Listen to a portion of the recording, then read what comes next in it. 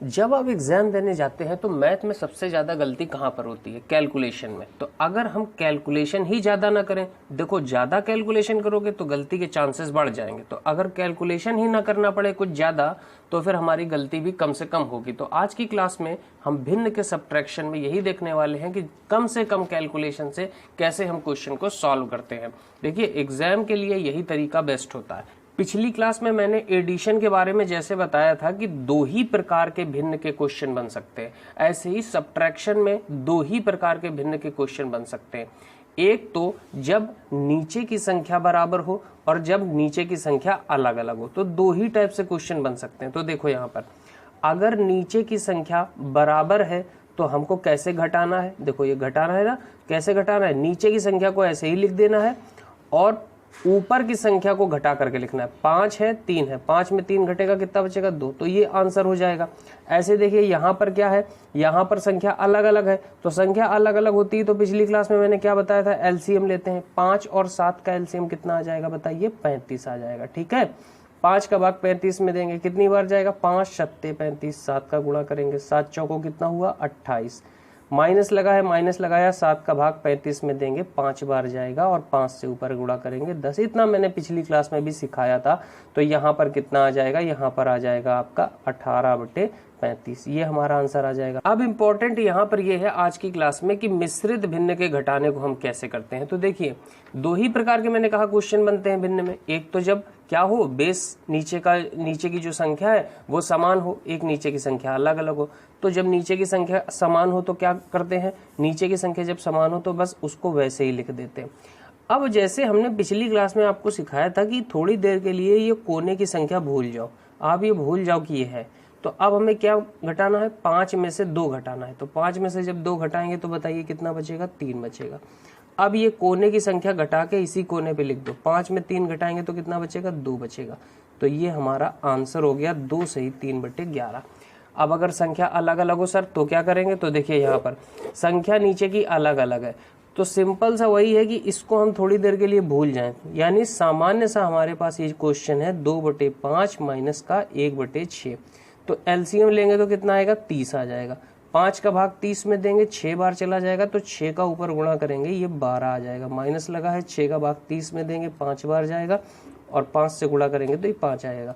12 में 5 घटेगा, 7/30 आ जाएगा। तो इसको हम लिख देंगे 7/30 और किनारे की संख्या को घटा करके किनारे पर ही लिखेंगे। तो 5 में से 3 घटाएंगे तो कितना बचेगा? 2। तो 2 सही 7/3 इसका आंसर आ जाएगा। देखिए हर टाइप के क्वेश्चन हमने लिए हैं कि एग्जाम में कोई भी अगर क्वेश्चन किसी भी टाइप से पूछा जाता है तो आप लोगों को कोई दिक्कत ना है। अब आगे बढ़ते हैं और हम बताते हैं इसका नेक्स्ट टाइप कैसे बनता है। कभी कभी मिश्रित भिन्न के अंदर इस तरह की स्थिति आपको देखने को मिलेगी कि संख्या माइनस में आएगी। तो देखिए जैसे अगर यहाँ पर लिखा है 2/5 माइनस करना है 3/5, तो कैसे घटाओगे? तो आप कहोगे सर नीचे की संख्या समान है, तो हम नीचे की संख्या को ऐसे ही लिख देंगे और यहाँ 2 में से तो 3 घट नहीं सकता, हम क्या घटाएंगे? 3 में से 2 घटाएंगे। तो देखो जब उल्टा घटा रहे हैं, 3 में से 2 घटा रहे हैं तो बचेगा 1। और चिन्ह किसकी संख्या बड़ी है? 3, माइनस की संख्या बड़ी है, तो चिन्ह किसका आएगा? माइनस का आएगा। तो यहाँ पर आएगा माइनस का 1/5। बात समझ पा रहे हैं? अब इसी तरह से जैसे क्वेश्चन बनता है तो उसे कैसे करते हैं। अब जैसे इस क्वेश्चन को देखिए, यहाँ पर अगर हम घटाने को आपको बोलेंगे तो आप कहोगे कि सर नीचे 11 है, तो हम सिंपल सा नीचे 11 कर देंगे और जब हम इसको भूल जाएंगे 3 और 1 को, तो हमारे पास बचेगा 7/11 माइनस 9/11। तो 7 में से तो सर 9 घटेगा नहीं, तो हम 9 में से 7 घटाएंगे, यानी उल्टा घटाएंगे। 9 में से 7 घटाएंगे तो 2 बचेगा, लेकिन चिन्ह किसका आएगा? माइनस का। और सर यहाँ पर 3 में से 1 घटाएंगे तो 2 बचेगा। तो 2 सही माइनस 2/11। ये क्या हुआ? अब यहाँ पर आती है सबसे इम्पोर्टेंट बात कि जब कभी ऐसी सिचुएशन बन जाए, ऐसी स्थिति बन जाती है, तो आपको क्या करना होता है?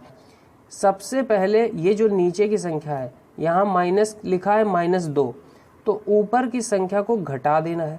तो 11 में से 2 जाएगा तो कितना बचेगा? 9 बचेगा। और जो नीचे की संख्या लिखी उसको वैसे ही बस लिखना है, नीचे की संख्या को कभी नहीं छेड़ना है। तो यहाँ पर जो संख्या लिखी है वही लिख देना है।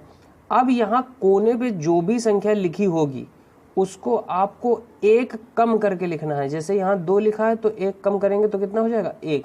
तो हमारा आंसर आएगा एक सही 9/11। तरीका बहुत थोड़ा सा बस समझना है और ये बहुत फास्ट तरीका है और सबसे कम कैलकुलेशन है इसमें।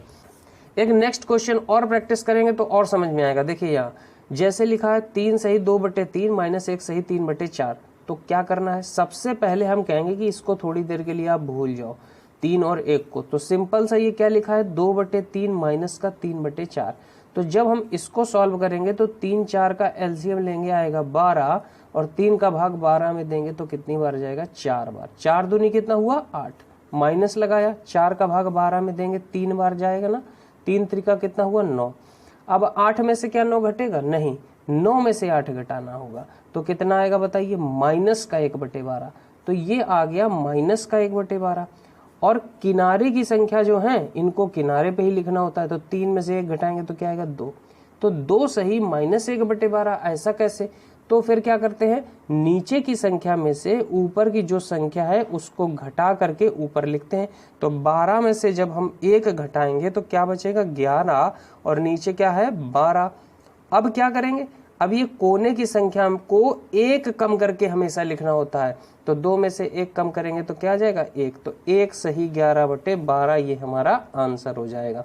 बात समझ पा रहे हैं। अब अगर आप लोगों को समझ में आ गया होगा तो आप लोग इस क्वेश्चन को जरूर प्रैक्टिस करिएगा, ये इसका आंसर है। तो अगर आपका आंसर मैच कर जाता है मतलब आप सीख चुके हैं, और अगर नहीं मैच करता है तो आप लोग एक बार फिर से वीडियो देखेंगे, समझेंगे और फिर सीखेंगे। कोई प्रॉब्लम आती है तो आप लोग कमेंट कर सकते हैं, मैं उसको फिर से सॉल्व करने की कोशिश करूंगा। चलिए मिलते हैं अगले वीडियो में किसी नए कॉन्सेप्ट को लेके। Okay, bye bye and take care.